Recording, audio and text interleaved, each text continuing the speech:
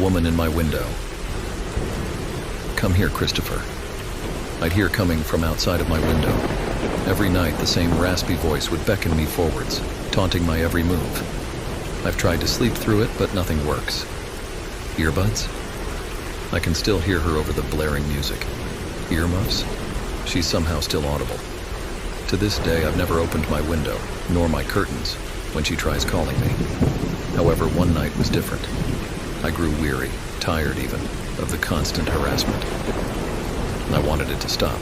I wanted her to go away. So I began to listen to her instructions and inch towards the windowsill, destined to put an end to her berating once and for all. Pulling the curtains back slightly, I heard a faint sigh of relief. But as I'd unveiled the outside world, nothing lurked behind the frosted glass. A chill went down my spine, as if I had done something I shouldn't have, like an unspoken rule being broken. Shutting the curtains, I leapt into bed and pulled the blankets over my head. I couldn't bear the thought of that woman returning, especially now, when I've listened to her commands. But she seemingly stopped. After that one night, after allowing myself to push through my own fears, she quit. Life went back to normal for a while. I attended high school with a rested mind, and the bags under my eyes began to clear. Everything felt right for once. Normal. Too normal, even. Worried that the woman would ever return, I told my parents about her, but to no avail. They didn't believe my story. I'd apparently lied to them too much in the past for them to automatically have my trust in a serious situation such as this one. Telling my mother and father was the worst mistake I've ever made. That night, the raspy voice returned. It was now deepened, and with more of a shrill tone to it, as if it were getting weaker. "Come here, Christopher. Let me see you." It spoke from behind the curtains. Standing my ground once more, no longer afraid of the mysterious voice that stood outside the window, I crept forwards. I could hear rustling coming from the trees outside as the wind began to pick up. I grabbed the corner of the clothed curtain and yanked it to the side. What stood outside my window still terrifies me till this very day. A thin, lanky figure stood watching me with white, beady eyes. Her long, shriveled arms and veins that popped out of her throat proved she hadn't ate in a long while. I could see a pool of drool leak from her crooked, dry lips. She smiled a wide, toothy grin, baring the sharpened teeth that sat within her mouth. "Why don't you let me in?" she managed to croak out. I gasped in terror as I landed on my behind with a thud. My parents heard the noise and began rushing to my aid, but the door to my bedroom got jammed. I could hear and see the knob jiggle around as they tried to enter with no succession.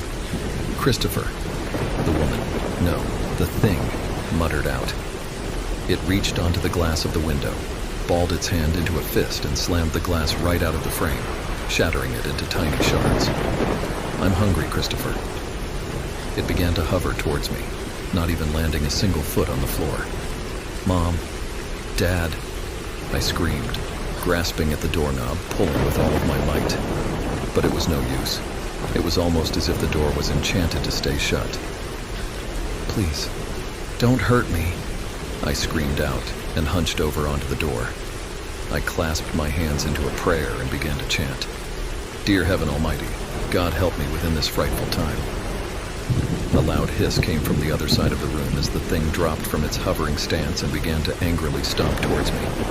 Its legs bent in two different directions as it walked, as if it were mimicking human behavior. And then, it leapt towards me. I could feel the teeth of the monster clasp onto my thigh as it munched on the outer skin.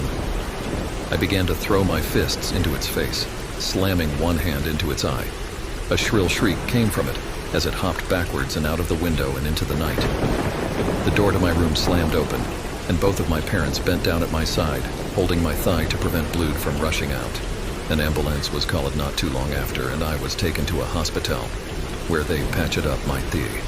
The doctor and my parents had some serious arguments in the hallway after I was treated. "We heard what it was. It wasn't an animal. It was talking to him," my mother screamed. "Ma'am, it's unreasonable to believe that the bite on your son's inner thigh could have been caused from anything but a small to medium-sized animal. It's not possible. Those aren't human-shaped teeth marks." Those words stuck in my head till this very day. After I was discharged and released from the hospital's care, we moved several states away to escape the creature. I hadn't heard from it since. Well, that was until tonight. Christopher. The familiar, raspy voice lured outside of my window. Come here and let me in. Woke up to knocking and my mom's voice saying open the door at 3 a.m. I was home alone. First off, this is a true story, and looking for anyone else who has had this. I, at the time, 18M, was living at my parents' place, and we decided to move to a new home. I awoke one night to knocking on my door and my mother's voice telling me to get up. It's time for work. The issue was it was 3 a.m. on a Saturday, and I was home alone. Little bit of a background on our house. It was built in the late 90s, one floor with a basement. My family lived there for 18 years. I have 3 sisters and 4 older brothers. My brothers and I lived on the main floor, and my sisters in the basement. At this point in time, I was the only one, aside from my parents, living in the house. My sisters and brothers would hear things in the basement, especially in the storage room, and one of the rooms in the back corner. The corner bedroom's door would often open and close seemingly on its own accord, and my friends and I wouldn't go near it. Bad vibes, as my friend would put it. Things always seemed to happen if one of us was home alone. Most commonly was hearing footsteps, voices, movement in the attic basic horror movie shh. One time I heard a door in the basement slam, and someone sprinting up the stairs when I was home alone. I bolted to the kitchen, grabbed a knife, and hid behind the counter. Several times ankles were grabbed at night. Dark shadows were seen in corners, the works back to the main topic. Last day of moving boxes out of the house, and I decided to stay at the old house overnight alone, because my parents are arguably worse than a demon or nothing at all. Night alone with the Xbox, 50 flat screen and the hub to myself, with some Marco's pizza and a Red Bull. I am paranoid, so I checked the doors to the house to make sure they were locked, and even locked my bedroom door. Went to sleep around 11:30, I'd say, and was out like a light. Knock, knock, knock, Mom's voice. Honey, wake up, you're going to be late for work. Me, groggy. What? What time is it? Knock, knock, knock. Mom's voice. Honey, come open the door, you're going to be late. Knock, knock. Me, gets up. Walks over to the door. I reach for the handle all of a sudden. Ice. I remember I'm home alone. Mom's voice. Open the door. Me. Slowly turns and looks at the clock. It's 3 a.m. on a Saturday. The doors were locked. I'm home alone and my parents and miles away. So I backed up and said nope, got my Bible and started praying. Be gone, Satan. LOL. In all seriousness, after the realization hit me, it stopped. No other noise, just terror, asked my mom in the morning. Why she came back to house last night. Obviously she hadn't. This is a genuine story, BTW, not some horror story, although it certainly felt like it. Just want to see if there's anyone with a similar story or any thoughts on the matter. Hide and seek. I'm sure most of you guys are familiar with the game One Man Hide and Seek. If you're not, then here is a brief description of it. You find a doll for a demon to possess, and you play hide and seek with it. If you win, then good for you. But if you lose, then it's literally game over. I decided to try it out mainly because I was curious as to find out if it actually worked. I went to an antique store and bought a creepy-looking rag doll because I didn't want to use a doll I was emotionally attached to. The ritual goes as follows. You have to replace the stuffing in the doll with rice. Also, you have to clip off a few pieces of your nails and place them inside. You then have to sew it shut with a red thread. Also, you have to fill the bathtub with water. You have to give the doll a name, so I chose the name Sam. I grabbed a pair of scissors from the kitchen drawer because I needed them in the ritual. It's also important to note that you must always keep a cup of salt water with you. When the clock struck 3 a.m., I said, Charles is the first it, Charles is the first it, Charles is the first it. I didn't use my real name because I didn't want the demon to know what my name is. Besides, if something happened, might as well send the bad luck to my enemy. I hurried to the bathroom and placed the doll in the bathtub. I quickly turned off all the lights in the house and hid in the living room because that's where the TV was. I turned the TV to static because if the demon was close, I would be able to tell by the TV static. I hid behind the couch with my cup of salt water. I closed my eyes and counted to 10 while my grip tightened firmly around the scissors. After I had finished counting to 10, I ran back to the bathroom with the scissors in my hand and said, "I have found you, Sam."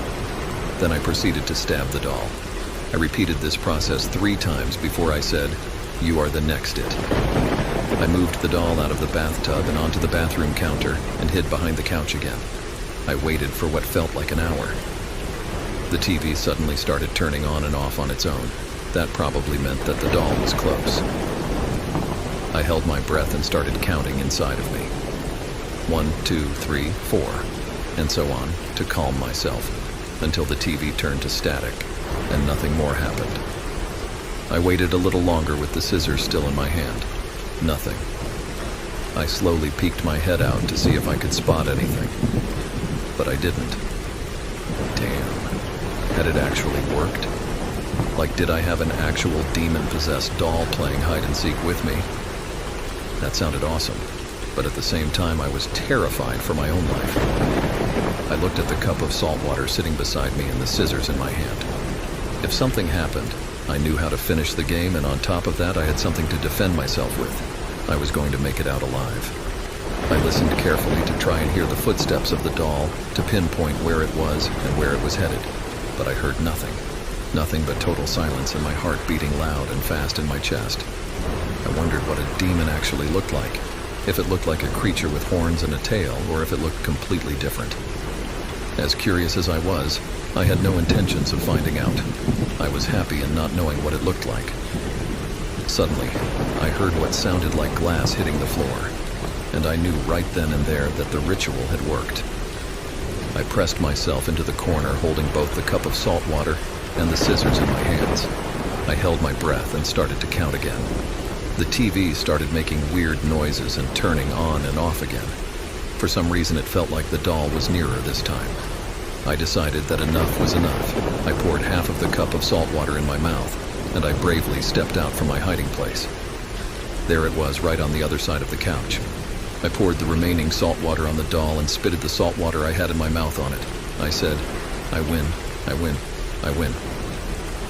That was supposed to end the ritual. The doll fell on the floor. Bloody hell. I blurted out. I cautiously poked the doll a few times. I had to be sure the demon had left. When it still didn't move, I picked it up and looked at my phone. The clock read 05:15 a.m. Fuck. I thought to myself, the ritual wasn't supposed to last for more than 2 hours. I lost track of time. Oh well, it's only been 15 minutes. I mean, that can't hurt, can it? I thought. I walked over to the fireplace and started a fire. I threw the doll inside the fire and watched it burn. After a while, I put out the fire and found the doll in ashes. I scooped the ashes into a box and got in my car. I drove to the woods far away from my home and buried the box by a tree I found there. After that, I drove home. The ritual had worked, and I had successfully ended it. I yawned, feeling sleep creeping in on me. I went to bed and quickly fell asleep. When I awoke, I remember parts of my strange dream. I only remember the doll and a note stating, "Game over." I was probably scared from what had happened. I went about my day forgetting the strange dream. That night when I went to bed, I heard a knocking on my door. What in the world? Who could that be at this hour? I got up and went downstairs in my pajamas. I opened the door and found no one. Bloody kids, I said to myself, and closed the door. I turned around and found a note on the floor.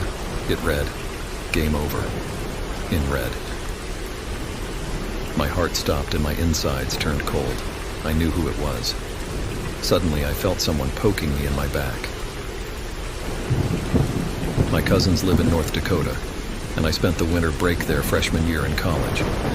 We were at their friend's house one night, drinking in her basement with some other girls, and it was really late, like 3 a.m. I was falling asleep, so I decided to walk home. They live in a desolate area with lots of snow, and it gets really cold, especially at night. But the houses weren't too far apart, and when the moon is out, it seems light out. The path we always take is straight behind the house, through some wooded areas, then more open land, and as I was shuffling home through the snow with my head down, I look up, and to the left, like 10 o'clock and probably like 75 yards away, is another figure walking in the opposite direction. I saw him a split second before he saw me, and when he did, he kind of jerked his arms and shoulders up a little, obviously startled from the sight of me as I was with him. I laughed out loud for some reason, just from the shock or something, and gave him a little wave like, "Oh, you startled me, haha, sorry," kind of thing. He just stood there and stared at me. I thought he was going to say something for a second, and so I was stopped too, just looking at him. He had a full-face ski mask on, and I could tell it was a dude because he was really tall. But he didn't say anything. So for what felt like forever, it's just me and some stranger in a ski mask, looking at each other in the desolate woods. In the middle of winter, at 3 a.m. A huge chill went up my spine, and a voice said, "You need to get the fuck out of here, right now." I turned and started walking as fast as I could home. I have never been that scared in my life. I was a little drunk, stoned, and very paranoid. I imagined me walking home from the opposite perspective, and the man is running up from behind with an axe. So I literally just screamed and started sprinting as fast as I could all the way home, thinking that this guy could easily follow my tracks in the snow, and I'm gonna get murdered. Luckily I didn't, but I don't think I'll be visiting them again anytime soon.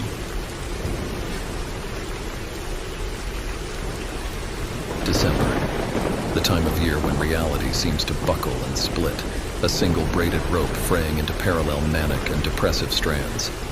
Holiday cheer everywhere, LED lights and joyous inflatable Santas in the front yards, all framed by the unendingly gray sky, sun setting at 4 p.m. cold and miserable. Cars skid on the invisible black ice and end up in snowbanks or flying into a mailbox decorated with paper snowflakes. People dress up in layers and go running in the snow, exerting themselves to their limits so their bodies won't succumb to the deadly numb of cold. Misery, depression, and stress pile up inside homes as their inhabitants try to find the right Christmas present, the one that'll make someone happy. It was easier when there was still snow. You remember just last year that awful blizzard, the one that broke all the young trees into pieces and covered everything with uncaring, endless white until all the contours of the world broke down. You remember looking out your window and seeing an alien landscape of smooth, sparkling white, where your neighborhood used to be. You remember the agonizing months going by, the snow melting just enough in the day to refreeze into a hard sheet of ice at night. You remember, by March, wishing that it would never snow again. This year is worse. This year there isn't snow. It's not quite cold enough to snow. It's still cold, but a nasty in-between cold, not a proper cold.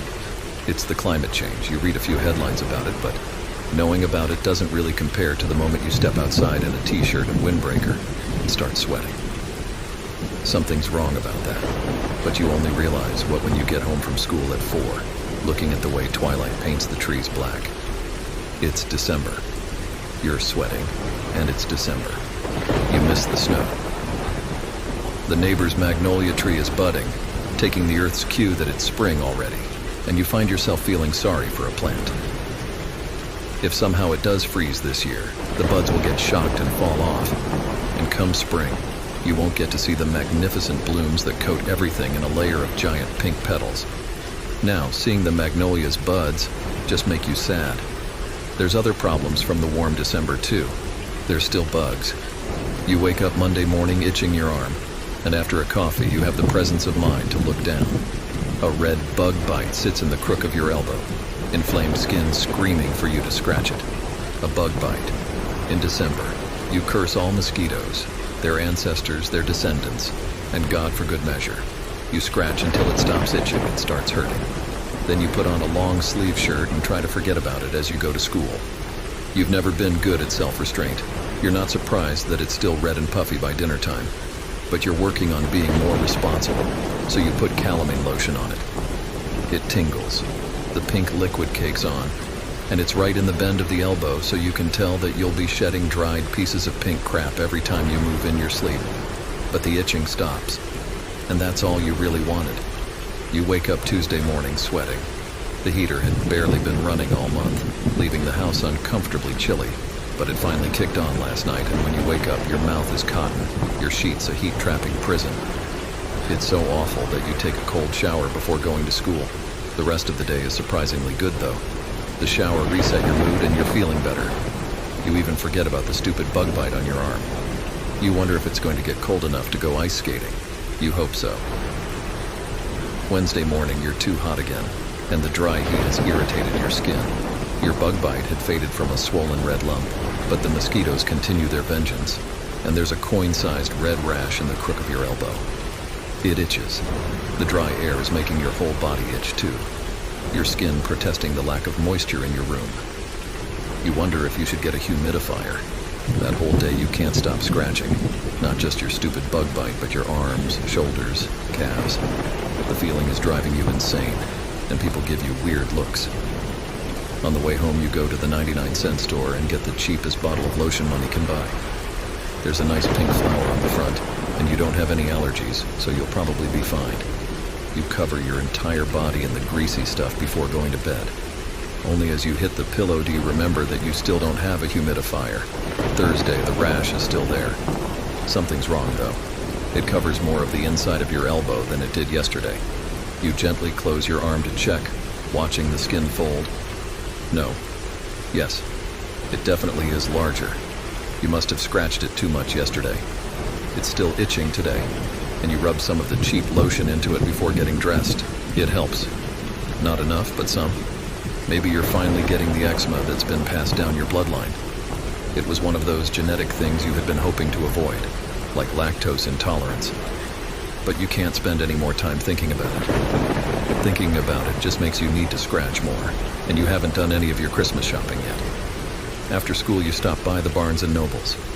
You mean to get something nice for your brother, but instead, you end up buying a hot chocolate from the Starbucks inside. It's still 2 weeks away, and the crush of people inside buying gifts is a little overwhelming. The itchiest part of your body is now your shoulders. The skin prickles, catching even against the soft fabric of your t-shirt. You scratch and scratch, hoping to ease the pressure for longer than 30 seconds. But even when you scratch too hard and feel pain, it doesn't relieve the need to scratch. You can't do any homework that night. The itching is driving you to distraction. You look at yourself in the mirror before you step in the shower and your breath catches in your throat. Thick red lines on your shoulders, furrows from your own fingernails. The rash on your arm is red and large from all the scratching, and the same coin-sized rash you found in your elbow is now right under your rib cage. You frown, scratching it absently. You don't remember getting bitten there, did you? Sleep that night is hard. You dream of something soft under your mouth. It tastes sweet, and you extend your tongue again and again to lap at it. It's a nice dream, but it's still too hot in your bedroom, and you keep half waking up, sweaty and itchy, rolling and scratching until you can sleep again and return to the pleasant escape of the dream. You wake up. Your skin is tingling. You've just got a lot of dead skin. That's the problem. You've got to get rid of it. Once you can scratch off all the dead skin, you won't feel itchy anymore. And it seems to work. You scratch until you're red. You scratch through the skin, down to the clear fluid underneath, and it's exhilarating. You breathe deeply for the first time all day when your nails come away wet. The relief is unlike anything else you've felt before. And then you fall into a frenzy. You're scratching everywhere you can reach, tearing it all off. Your skin gives beneath your bruised, bloody fingernails. You keep scratching, and scratching, and scratching, and scratching, and scratching. Your hands are wet. Your fingernails hurt, but you're so close. Strengthening your grip, you scrape away the last thing that itches. Your dry scalp. It comes down, and down, and down, away from you. You inhale deeply through your abdomen. Your eyes blink. 1, 2, 3, 4. 1, 2, 3, 4. Eventually you adjust to the harsh white light. There's soft pieces of something lying around you. You can taste iron in the air. You move your lower sets of legs around to rearrange yourself, to step out of the pile. You reach out your tongue down to the hard white ground, tasting one of the soft pieces. It is sweet. I'm not sure it counts as another human being because we didn't positively identify anyone. But a few years ago, my friend and I were staying in a small cabin my dad had on a remote piece of land in the Idaho wilderness. The nearest town was probably 50 miles away, and the nearest active road that wasn't an old logging road was about 2 miles from the cabin. My friend and I had been laughing in the cabin in our bunks, and it was about midnight. We had turned off the lantern and were trying to fall asleep when we heard something It sounded like something had scraped the door. We both lifted our heads up and mumbled a conversation of, "Did you hear something?" "Yeah, haha." Then, in the middle of nowhere, in this remote cabin, someone starts knocking on the door. Doesn't say anything, just knocks. We were both in our 30s, but we were so scared shitless we didn't say anything. Just lay there with our heads up staring at the door. We didn't go out until it was light out again, and there was nothing near the door that would have tapped against it, and no animal tracks. It freaks me out even thinking about it.